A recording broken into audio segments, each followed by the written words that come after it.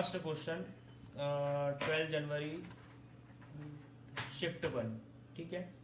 The most bar in any application window is the dash it display the name of the document और application. हमने कई बार बताया है आपको, सपोज हमने कोई भी फाइल ओपन की, चाहे वो एक्सेल की फाइल हो चाहे वर्ड की फाइल हो। सपोज हमने ये एक्सेल की फाइल ओपन करी है तो इसे हम टाइटल बार बोलते हैं। एमएस वर्ड की फाइल हो चाहे एक्सेल की फाइल हो तो ऊपर वाले सबसे जो टॉप पर दिखाई देता है उसे हम टाइटल बार बोलते हैं और उस पर लिखा हुआ रहता है फाइल्स का नाम। जैसे यहाँ लिखा हुआ है अमन सम इफ, जो कि स्टूडेंट है उनकी ये फाइल थी, ठीक है। तो यहाँ पर टाइटल बार पे जब भी आप अपनी फाइल को सेव करेंगे तो वो ऊपर टाइटल बार पे नाम दिखाई देगा, ठीक है। तो इसे टाइटल बार बोला जाता है। Answer is title bar. Next question यहाँ पर देखेंगे, select the ODD one from the following. तो ओडीडी एक्चुअली यहाँ पे ओडीडी नहीं ऑड लिखा हुआ है। ये ऑड क्या है इन सब में? ऑड मतलब होता है विषम क्या है, ठीक है। तो इसमें से विषम जो है वो करना है सेलेक्ट। तो देखते हैं विषम, जैसे कि सीडी जो कि एक क्या है सेकेंडरी स्टोरेज डिवाइस, जिसका फुल फॉर्म होता है सीडी का कॉम्पैक्ट डिस्क, डीवीडी का digital versatile disc, floppy disk जो कि पहले चलती थी, इसका जो साइज होता था 1.5 MB 2 MB का बहुत ही मिनिमम होता था। एचडी डिस्क जो कि माइक्रो एचडी हमारे कार्ड्स होते हैं। और जो बायोस है, तो बायोस जो है ये एक फर्मवेयर में मदरबोर्ड में जब हम कंप्यूटर का बूटिंग वाला जो प्रोग्राम है ये बायोस में रहता है, जिसे हम बेसिक इनपुट आउटपुट सिस्टम बोलते हैं। Basic input output system. तो सीडी डीवीडी फ्लॉपी डिस्क और SD disk these all are the storage device. ये सारी की सारी क्या है स्टोरेज डिवाइस। बट जो बायोस है ये एक प्रकार का प्रोग्राम इस फाइल में स्टोर करा दिया जाता है, बूटिंग वाला प्रोग्राम। बूटिंग मतलब क्या होता है, जब हम कंप्यूटर को ऑन करते हैं, पावर ऑन करने के बाद जब जो भी प्रोसेस सामने दिखाई देती है उसे हम बूटिंग प्रोसेस बोलते हैं और वो प्रोग्राम बायोस में स्टोर होते हैं। बायोस जो कि रोम, इसमें रोम होता है रीड ओनली मेमोरी, उसमें ये छोटा सा प्रोग्राम होता है जो यह काम करता है कि ओएस मतलब ऑपरेटिंग सिस्टम से कहाँ मेन मेमोरी तक आपके डेटा को फैच करने का काम, जो मीडिएटर का काम है वो बायोस के माध्यम से होता है। फर्मवेयर इट मींस जब मैन्युफैक्चर हो रहा होता है कंप्यूटर, उस दौरान उसमें ये प्रोग्राम इंसर्ट करा दिया जाता है, सेव करा दिया जाता है, जिससे कंप्यूटर का ऑन होने तक का प्रोसेस पूरा होता है, जिसे बायोस बोलते हैं। तो यह ऑड था, ऑड मतलब यही एक अलग सा दिख रहा था, इसलिए हमारा आंसर जो हो जाएगा बायोस। नेक्स्ट क्वेश्चन करेंगे, Which of the following software is an essential part of the computer operation? तो कंप्यूटर ऑपरेशन में कौन सा ऐसा है जो एक महत्वपूर्ण पार्ट होता है? तो देखेंगे डेस्कटॉप, एप्लीकेशन, डेटाबेस। तो कंप्यूटर ऑपरेशन तो सिस्टम सॉफ्टवेयर, सिस्टम सॉफ्टवेयर का हमने बताया था एग्जाम्पल क्या होता है। सिस्टम सॉफ्टवेयर का एग्जाम्पल होता है ऑपरेटिंग सिस्टम, चाहे वो विंडो 10 हो, 11 हो, 7 हो, XP हो, ठीक है। These all are the operating system जो कि किस सॉफ्टवेयर से बने होते हैं, जिसे हम बोलते हैं सिस्टम सॉफ्टवेयर। अब इसी की यदि हम दूसरी बात करें, what is the application software? तो एप्लीकेशन सॉफ्टवेयर उन सॉफ्टवेयर को बोलते हैं जो किसी न किसी स्पेसिफिक टास्क को परफॉर्म करते हैं। जैसे MS वर्ड जो कि रिटर्न टाइप ऑफ डॉक्यूमेंट को कंप्लीट करने के लिए होता है, एक्सेल मैथमेटिकल कैलकुलेशन के साथ, डेटाबेस के साथ मैथमेटिकल कैलकुलेशन करने के लिए एक्सेल का यूज किया जाता है, power point, typing, Tally, these all are the application software जो किसी न किसी एक स्पेसिफिक टास्क को परफॉर्म करने के लिए यूज किए जाते हैं। सिस्टम सॉफ्टवेयर की एग्जांपल ऑपरेटिंग सिस्टम कहलाते हैं और एप्लीकेशन सॉफ्टवेयर जो कि एक स्पेसिफिक टास्क को परफॉर्म करने वाले सॉफ्टवेयर होते हैं। Next question, decimal value of binary sequence 10 1 1 1 1 और इसके बेस में लिखा हुआ है 2 2 लिखा है, मतलब ये किस में है? अभी 2 लिखा हुआ है, मतलब ये किस में होगा? ये होगा बाइनरी में। ये किस में होगा? बाइनरी में होगा। इसे हमें कन्वर्ट करना है डेसिमल में, डेसिमल में करना है। तो इसके लिए हम क्या करते हैं? डेसिमल में कन्वर्ट करने के लिए हमने पहले भी कर चुका है और कई बार किया हुआ है इसके एग्जाम्पल। तो हमने क्या किया? 2 की पावर 0, 2 की पावर 1, 2 की पावर 2, 2 की पावर 3, 2 की पावर 4। 2 की पावर 0 ऑलवेज क्या होती है? 1 होती है। किसी की भी पावर यदि 0 हो तो ऑलवेज 1 होता है। तो 1 का 1 से ऊपर हम मल्टीप्लाई करेंगे तो क्या आएगा? 1 आएगा। बाजू में हमें लेफ्ट में क्या लिखना है? प्लस 2 की पावर 1 क्या होता है? 2 होता है। और ऊपर हम मल्टीप्लाई करेंगे 1 से, कितना आएगा? 2 आएगा। ओके। 2 की पावर 2 क्या होता है? 4 होता है। और 4 के ऊपर मल्टीप्लाई करना है हमें किससे? 1 से। तो कितना आएगा? 4। 2 की पावर 3 8 होता है, ऊपर मल्टीप्लाई करने पर 0 है। और किसी भी संख्या का 0 से मल्टीप्लाई करने पर 0 ही आता है। ठीक है। अब 2 की पावर 4 है तो कितना जाएगा? 16 आएगा। ठीक है। कैसे? 2 2 2 और अगेन 2, 2 2 4, 4 2 8, 8 2 16 होता है। तो ये 16 है। 16 का ऊपर 1 दिया हुआ है तो ऊपर पावर से हम मल्टीप्लाई करेंगे तो कितना हो जाएगा? 16 हो जाएगा। तो हमने यहाँ पर लिख दिया 0 के बाद ये प्लस और ये 16। अब इसमें प्लस कर दिए। 16 प्लस 4 20, 20 प्लस 2 22 और 1 23। Answer is right. It's convert to decimal. Next question. ये क्वेश्चन बाइनरी के कन्वर्जन, ऑक्टल, हेक्साडेसिमल और डेसिमल क्वेश्चन आ ही रहा। इसकी प्रैक्टिस भी हमने काफी की है। Next question. With which of the input device pointer on the computer screen is controlled.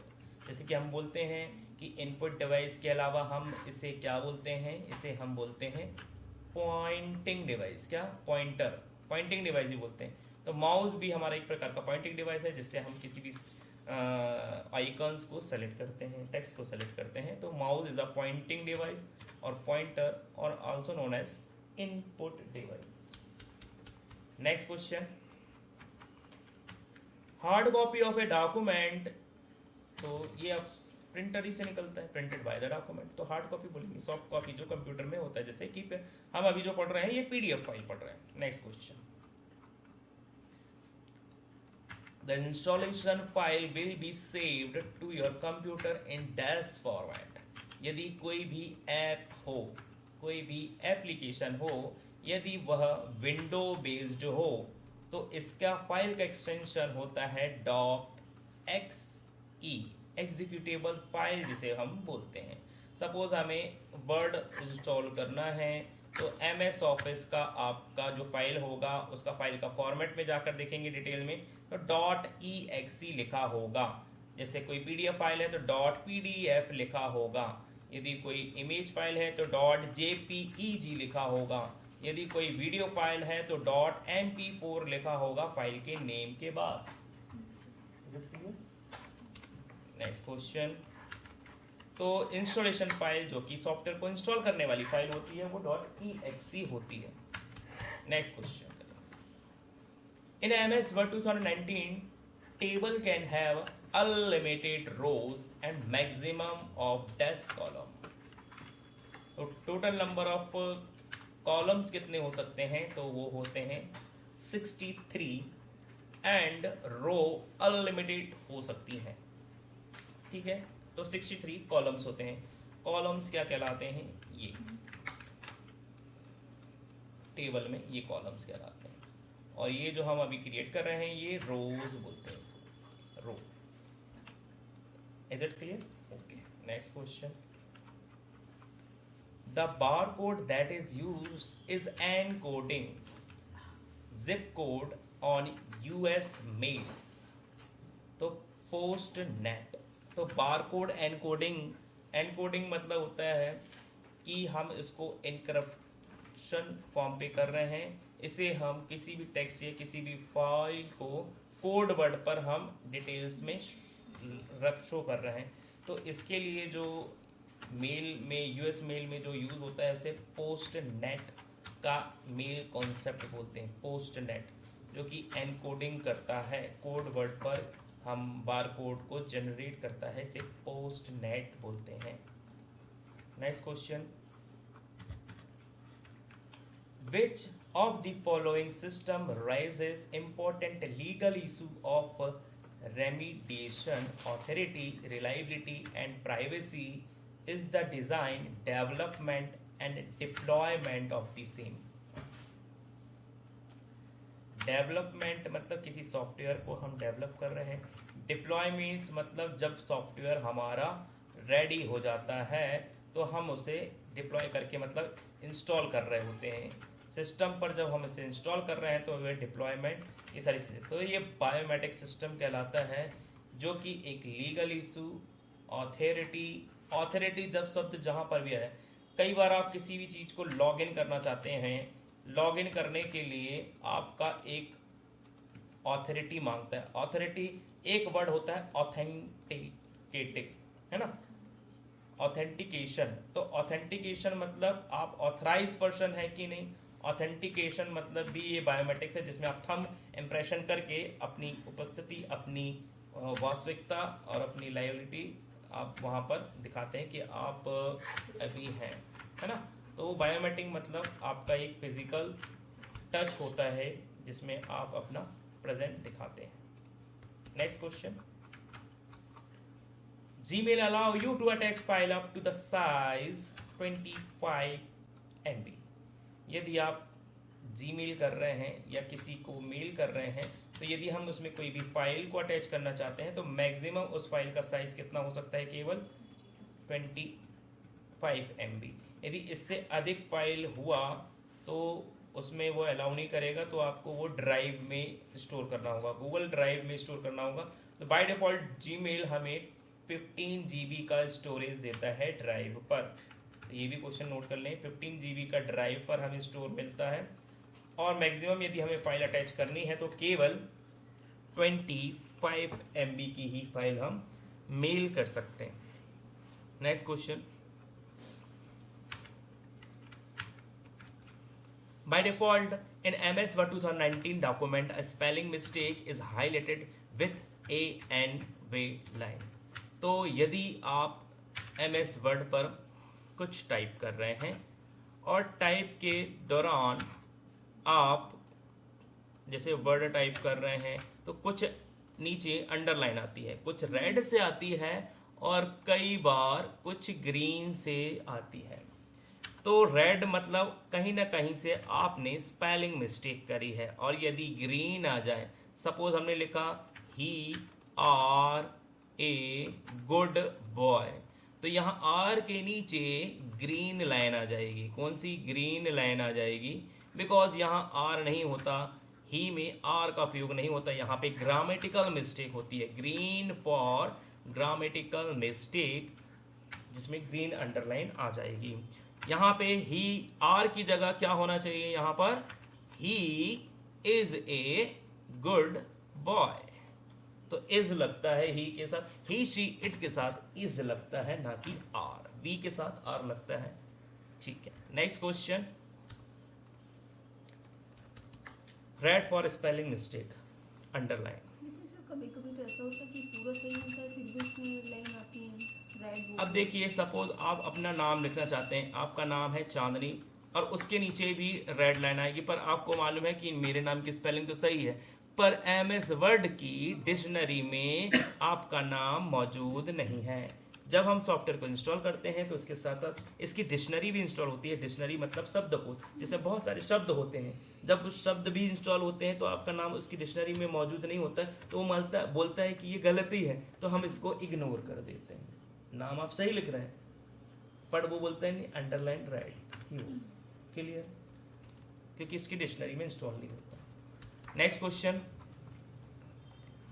The spelling of the grammar check option is available dash group of the review tab in MS Word। तो ये proofing का एक group होता है। यदि आपने MS Word start किया, suppose हमने यहाँ से MS Word एक ब्लैंक डॉक्यूमेंट स्टार्ट कर लेते हैं और यहाँ पर कुछ ग्रामेटिकल मिस्टेक करते हैं, है ना। तो सपोज हमने वही चीज किया जो हम बोल रहे थे, ही इज, यहाँ पर हम इसे फॉन्ट साइज इंक्रीज कर लेते हैं, ही आर ए गुड बॉय और एंटर। देख पा रहे हैं यहाँ पर ये एक लाइन आ रही है जो कि एक एरर लाइन है। हम इसे रिव्यू टैब पर जाएंगे, here is review tab and proofing, here is proofing and spelling and grammar check. Then ही आर की जगह ये सजेस्ट कर रहे हैं हमें यहाँ पे आप इज लगाइए, क्योंकि ये ग्रामर मिस्टेक है तो हमने इज लगाई। Spelling grammar check is complete. Okay, clear. तो proofing it is a group और ये यहाँ पे स्पेलिंग एंड ग्रामर ऑप्शन से हमारा ये स्पेलिंग और ग्रामर चेक कर देता है। नेक्स्ट क्वेश्चन यहाँ पर करेंगे, विच of the following is the output device of the computer system.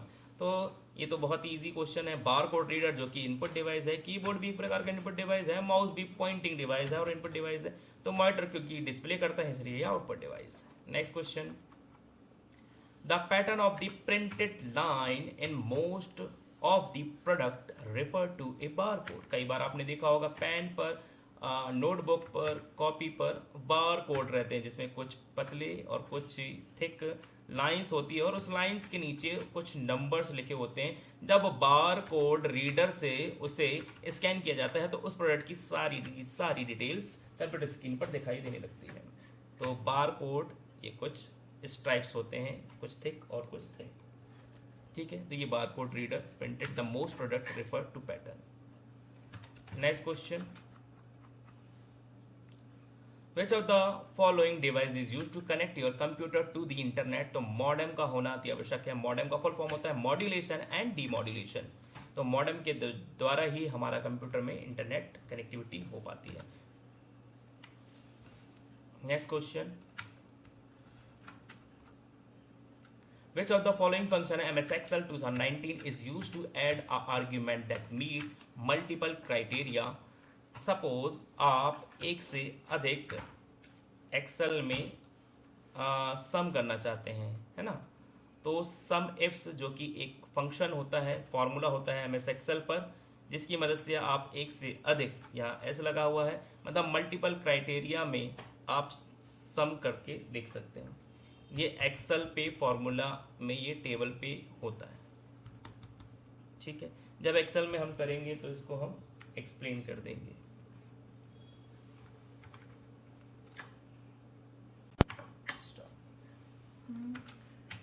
Next question, a printer where the printing head and paper are forced to work together for letter formatting is an impact printer। There are the two types of printer, first is impact printer and second is non-impact printer। impact printer की खासियत क्या थी, ये hammer technology का use करते थे। Hammer technology में क्या होता था, इसमें कुछ स्टिक्स होती थी जो कि अक्षर या अल्फाबेट से मुद्रित हुआ करती थी और इसके नीचे एक वेट भीगा हुआ एक रिबन होता था और उसके नीचे कागज होता था और ये बहुत ही शोरगुल वाले प्रिंटर हुआ करते थे, इम्पैक्ट प्रिंटर। पर वही बात करें नॉन इम्पैक्ट प्रिंटर, इसमें लेजर प्रिंटर आने लगे, इंकजेट प्रिंटर आने लगे जो कि बिना शोरगुल के थे। इंकजेट प्रिंटर में स्प्रे टेक्नोलॉजी की यूज होता था और लेजर प्रिंटर में लेजर बीम का यूज होता था।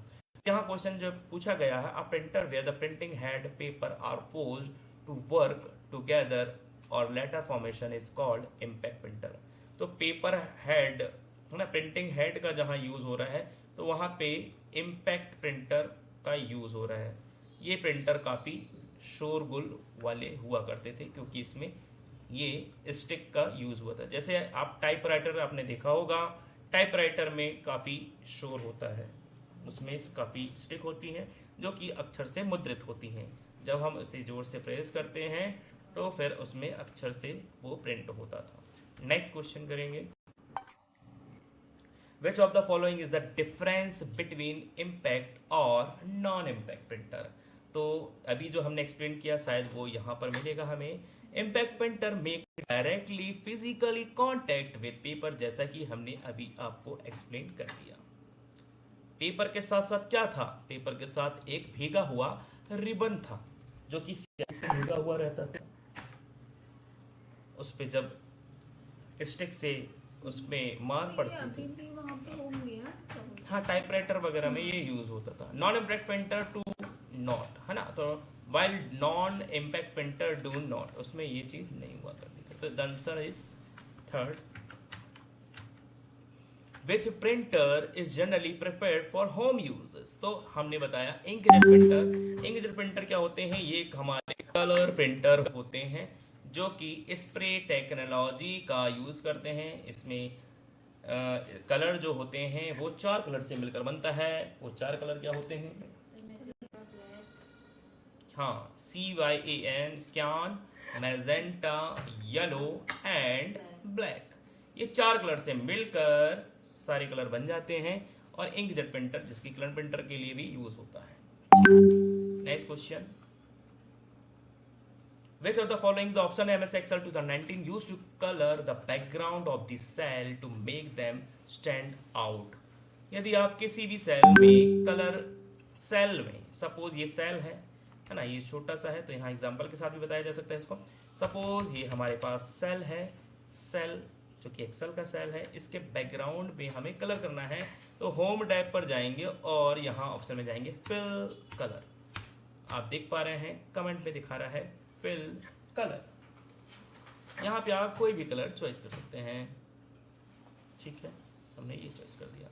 तो ऑप्शन इज फिल कलर, जैसा कि आप यहाँ पे देख पा रहे हैं। नेक्स्ट क्वेश्चन, ऑडियो और video signal need to be dash for sending them on the internet. तो चाहे आप ऑडियो सिग्नल या वीडियो सिग्नल कर रहे हैं तो उसके लिए compressed for sending them on the internet. यदि आप कोई फाइल ऑडियो चाहे वीडियो हो तो उसके लिए हमें फाइल को कंप्रेस्ड करनी होती है यदि आप इंटरनेट पर उसे सेंड कर रहे हैं। यदि किसी को आप सेंड कर रहे हैं, चाहे मेल कर रहे हो, चाहे आप मैसेंजर का यूज़ करके व्हाट्सअप कर रहे हो, तो ये कंप्रेस्ड होती हैं ये फाइल। कंप्रेस में फाइल का साइज थोड़ा कम हो जाता है जिससे कि इजी रूप में आपकी फाइल इंटरनेट में जल्दी ही डेस्टिनेशन तक, दूसरे यूज़र तक पहुंच जाती है। कंप्रेस मतलब फाइल का छोटा कर देना, साइज। हाँ, फाइल का छोटा कर देना, compressed file size. Size vector graphic are not compose that are the resolution independent. जैसे कि वेक्टर की खासियत ये थी कि इस इमेज को हम जितना भी बड़ा करें या छोटा करें, इसको जितना भी हम रिसाइज करें, है ना, जो कि ये रेक्टेंगल, लाइन, कर्व से मिलकर ये बनती हैं, तो ये मैथमेटिकल ऑपरेशंस का यूज़ करती हैं जिसमें विड्थ और हाइट और लेंथ होती है। जितना भी हम साइज इसका इंक्रीज करें या कम करें तो इसकी इमेज क्वालिटी में कोई भी फर्क नहीं होता है, जो कि इसे ही हम क्या बोलते हैं, वेक्टर ग्राफिक्स। तो यहाँ पर क्वेश्चन है, since vector graphic are not composed of pixel, they are resolution independent. वो अपना रेजोल्यूशन इंडिपेंडेंटली विड्थ, हाइट और लेंथ के अकॉर्डिंग ही। हाँ, तो रास्टर इसी का दूसरा होता है रास्टर, जिसमें पिक्सल्स का यूज होता है। और यदि हम उसमें कोई भी जूमिंग करते हैं या इमेज को रिसाइज करते हैं तो कहीं ना कहीं से उसकी पिक्सल्स क्वालिटी डाउन हो जाती है और हमें वो ब्लर दिखाई देने लगती है। नेक्स्ट क्वेश्चन करेंगे 24। Ronald Rivest design the dash algorithm in 1991 to provide the means for digital signature verification. तो डिजिटल सिग्नेचर वेरिफिकेशन के लिए उन्होंने एक बनाया, डिजाइन किया एल्गोरिथम, जिसे हम बोलते हैं मैसेज डिक्जेस्ट, मैसेज डिक्जेस्ट 5। तो ये आपको याद रखना होगा, मैसेज डिक्जेस्ट रोनाल्ड रेवेस्ट ने डिजाइन किया है। जो कई बार आपने देखा होगा, आपके जितने भी सर्टिफिकेट हैं, चाहे वो आपके डोमिसाइल सर्टिफिकेट हो, चाहे कास्ट सर्टिफिकेट हो, है ना, मूल निवासी हो, तो उसमें नीचे ऑथराइज पर्सन के डिजिटल सिग्नेचर होते हैं। आप कभी भी उसे इंटरनेट के माध्यम से डाउनलोड कर सकते हैं अपने सर्टिफिकेट्स को, जिसमें डिजिटल साइंस होते हैं, है ना। तो डिजिटल साइन इसलिए हो गया क्योंकि कितने सारे लोगों के आवेदन आते हैं, तो कितने लोगों के साइन होते हैं। डिजिटल साइन से क्या हो जाता है कि हमें, हाँ, डिजिटल रूप पे वो वेरीफाइड सर्टिफिकेट हमें मिल जाता है। Next question 25 question, are dash occur when a application request data from cache memory that no longer exist, cache miss.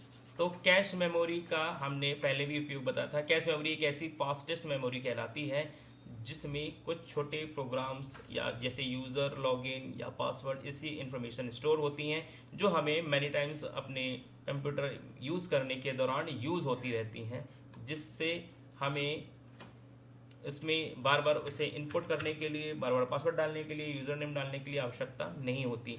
तो ऐसा ऐसा टेक्स्ट जो हमें बार बार यूज़ होता है वह कैश मेमोरी में चला जाता है। जैसे गूगल क्रोम में भी कैश मेमोरी होती है, ये ब्राउज़र होता है, इसमें भी ये कैश मेमोरी होती है। तो ये कैश मेमोरी के माध्यम से आप जल्दी ही अपने डेटा को यूज़ कर सकते हैं, अपने फाइल्स को यूज़ कर सकते हैं, ब्राउजिंग में यूज़ कर सकते हैं, क्योंकि ये पहले से ही रिजर्व होती है, पहले से ही स्टोर होती है।